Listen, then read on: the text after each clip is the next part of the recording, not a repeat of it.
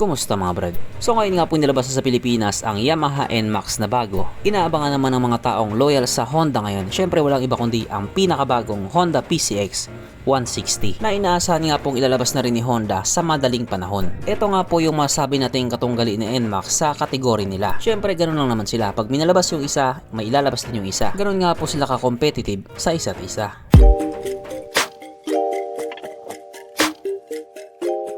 Pero syempre bago tayo magpatuloy, kung bago ka pa lamang napadpad dito sa aking walang kwentang channel, huwag ka na mag-subscribe.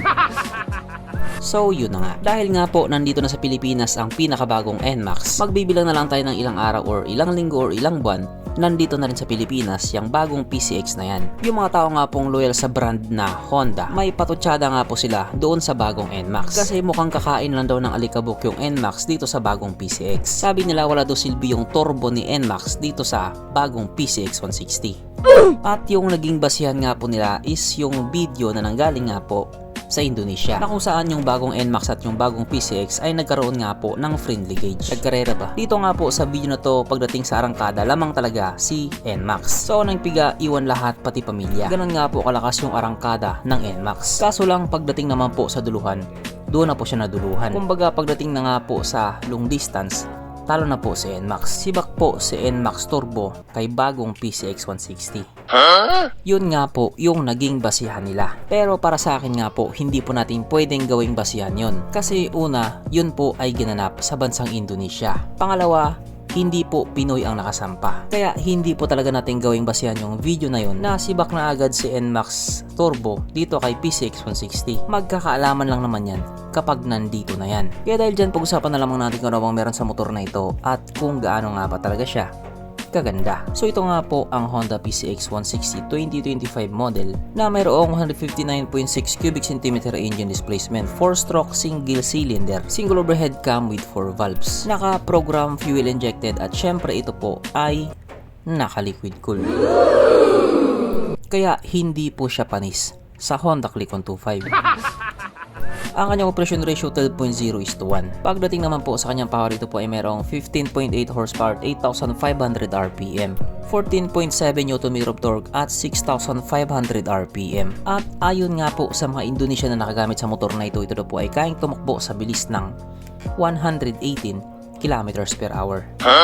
Pero kapag nandito na sa Pilipinas yan, panigurado aabot ng 130 kph yan. Syempre, ibang usapan na kapag Pinoy na nakasampa.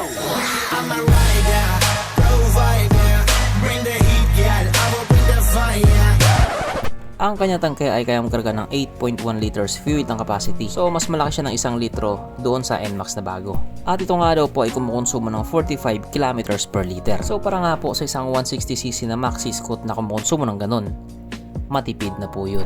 Ang sukat ng kanyang gulong 110/70/14 sa harap at 130/70/30 naman sa likuran. Syempre paras na nga po itong naka-tubeless. Pagdating naman po sa kanyang braking system, ito po ay naka-disc brake sa harap at disc brake din po sa likuran. At ito nga po ay naka-ABS.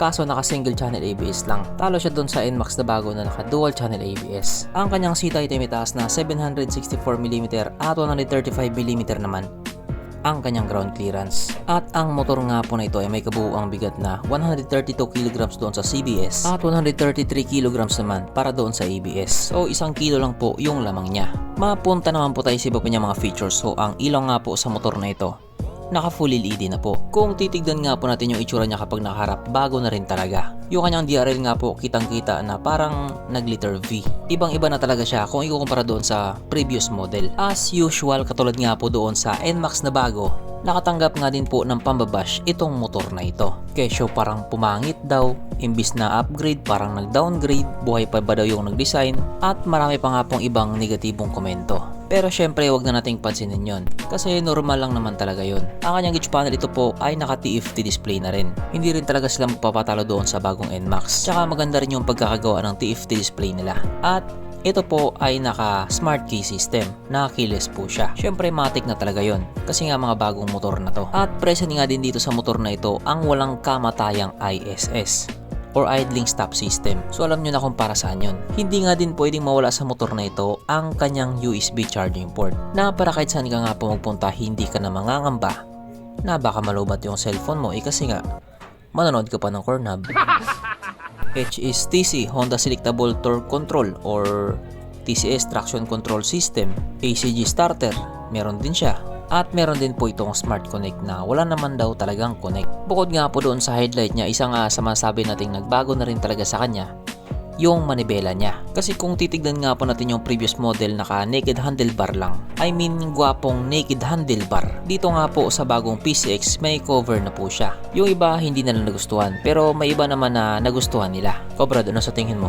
Pero dito, imposibleng hindi mo magugustuhan to. Sapagkat nandito na nga po tayo sa exciting na part, ang kanyang mga suspension. So sa harapang bahagi nga po ito ay ginamitan ng telescopic fork. At sa likuran naman ito po ay gumagamit ng dual shock absorber na meron nga din pong sub-tank na ayon nga po sa mga taong nakagamit sa motor na ito, maganda ang bounce.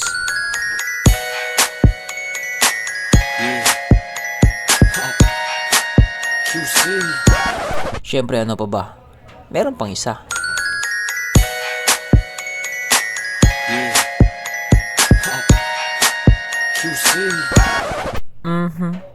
Panigurado.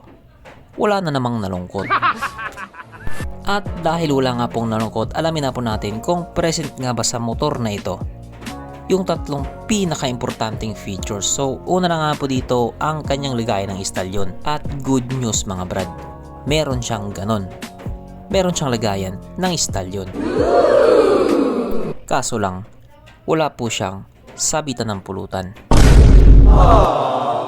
At oras na nga po para sa ating ride horse check ang pinaka-importanting feature sa isang motor. At ayon nga po sa aking masusing pag-aanalisa, ang motor na ito ay kayang magkarga ng isang kahong ride horse at kasya pa isang kahon sa kanyang underseat compartment.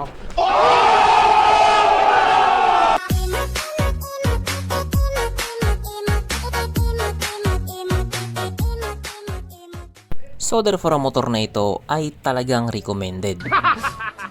At regarding naman po dito sa presyo sa bagong PCX doon sa Indonesia, ito nga po ay nagkakalaga ng 40,350,000 Indonesian rupiah. Na kung i-convert nga po natin into Philippine peso, ito po ay papatak ng 143,000 pesos. Kagaya nga na sinabi ko, yan po ay presyo lamang doon sa Indonesia. At kapag nilabasan sa Pilipinas, panigurado magbabago yung presyo niyan. Baka tataas yan. At expected na nga po yun. Kung ikaw tatanungin Brad, alin sa dalawa ang masasabi mong mas pogi? Itong Yamaha NMAX Turbo or itong Honda PCX 160 na bago? At kung ano man yung sagot mo, wala kaming pakialam. So hanggang dito na lang muna mga Brad. Kung may gustong sabihin or gustong idagdag doon sa mga sinabi ko, mag-comment ka na lang sa baba. Okay, bye.